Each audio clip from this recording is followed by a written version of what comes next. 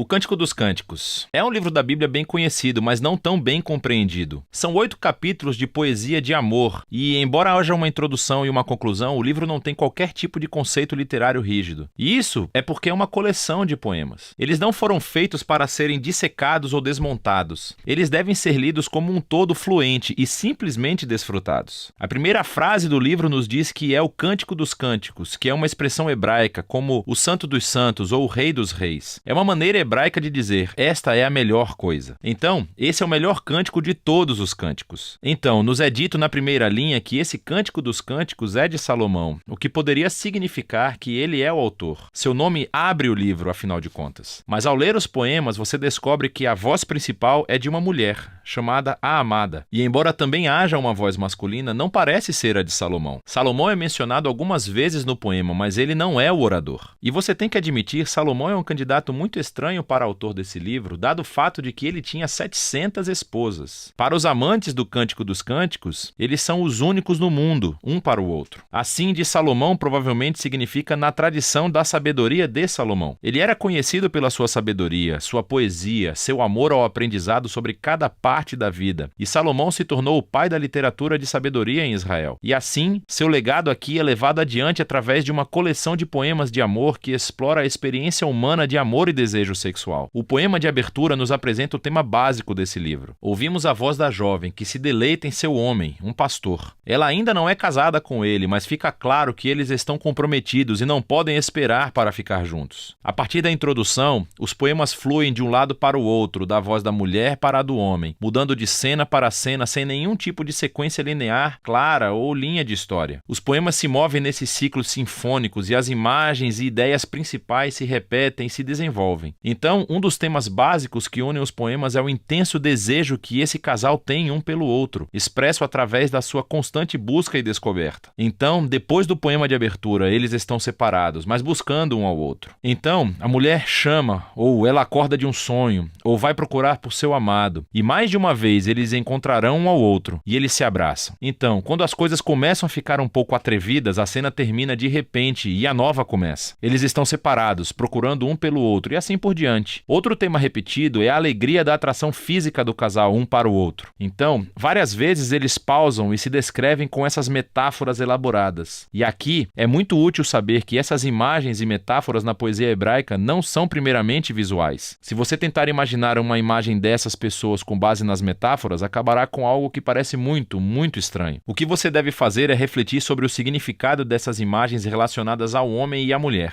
Então você lerá os ciclos poéticos e a tensão continuará aumentando no desejo, alegria e atração que eles sentem. E essa repetição em espiral é uma maneira poética de aumentar e focar o mistério e o poder do amor sexual. Tudo se encaixa na conclusão, que faz uma pausa para resumir o que são esses poemas. O amor é tão forte quanto a morte. Suas paixões são duradouras como a sepultura, suas labaredas são de fogo, uma chama divina. Muitas águas não podem extinguir o amor. Rios não podem varrê-lo. Se algum homem tentasse usar todas as suas riquezas para comprar o amor, a sua oferta seria desprezada. O poema destaca o poder e a intensidade do amor. Como é bonito, mas também perigoso. Como o fogo, o amor pode destruir as pessoas se elas forem maltratadas ou ser estimulante se estiverem protegidas. No fim das contas, o amor expressa o desejo humano insaciável de conhecer e ser totalmente conhecido e desejado por outro. O amor é uma das experiências mais transcendentes e misteriosas da vida humana. E como parte da tradição da sabedoria da Bíblia, esse livro diz que é uma dádiva de Deus. Depois disso, há um poema estranho sobre Salomão tentando fazer o que o poema anterior acabou de dizer que era impossível: comprar o amor. A mulher rejeita a oferta de Salomão e, em seguida, o livro conclui com o homem e a mulher. Eles estão separados novamente, na busca de um pelo outro. Ele liga para ouvir a voz dela. Ela implora para ele fugir com ela, e assim o livro termina. É totalmente aberto. Mas isso é muito parecido com o amor, que nunca termina verdadeiramente, porque há sempre mais para descobrir e perseguir em sua amada. E o verdadeiro amor não tem fim, e nem esse livro. Agora, através da história, a grande questão levantada pelo Cântico dos Cânticos é: o que raios a poesia de amor está fazendo na Bíblia? Houve 3 interpretações principais desse livro ao longo da história. Na tradição judaica, era lido como uma alegoria. Cada personagem é um símbolo. Então a mulher é Israel, o homem é Deus, e o seu amor é um símbolo da aliança entre Deus e Israel feita no Monte Sinai, na entrega da Torá. Essa visão fluiu para a tradição cristã, mas os personagens foram trocados. Então é sobre o amor de Cristo Cristo pelo seu povo, a igreja. E essa interpretação foi inspirada pelas palavras de Paulo em Efésios 5, de que o amor de um marido cristão pela sua esposa é um símbolo do amor de Cristo pela igreja. O que é interessante é que nos últimos 100 anos, descobertas arqueológicas entre antigos vizinhos de Israel no Egito e na Babilônia revelaram todos os tipos de poesia amorosa antiga, que é muito semelhante em linguagem e imagens ao do Cântico dos Cânticos. Vemos que a poesia do amor era uma parte significativa do ambiente cultural de Israel, o que levou a maioria dos estudiosos hoje a ver o Cântico dos Cânticos como o que ele se representa, um arranjo de poesia amorosa israelita que reflete o dom divino do amor. Mas isso não significa que seja apenas uma antiga poesia de amor. Há uma característica fundamental desses poemas que se destaca quando você os lê como parte do Antigo Testamento, e esse é o uso irresistível de imagens de jardim. Há ecos poderosos do Jardim do Éden e da cena idílica entre o casal nos primeiros capítulos do Gênesis. Então, a imagem do homem e da mulher, despidos e vulneráveis, mas completamente unidos e seguros um com o outro. Isso ressoa no painel de fundo de Cânticos dos Cânticos. É como se nesses poemas estivéssemos testemunhando o amor de um casal cuja relação não é contaminada pelo egoísmo e pelo pecado. E, finalmente, a canção mantém a esperança de que, embora nossos próprios relacionamentos sejam tão frequentemente distorcidos pelo egoísmo, o amor é um dom transcendente. E é para nos apontar para algo maior, para o presente do amor de Deus que um dia permeará e transformará seu amado mundo. E é disso que se trata o Cântico dos Cânticos.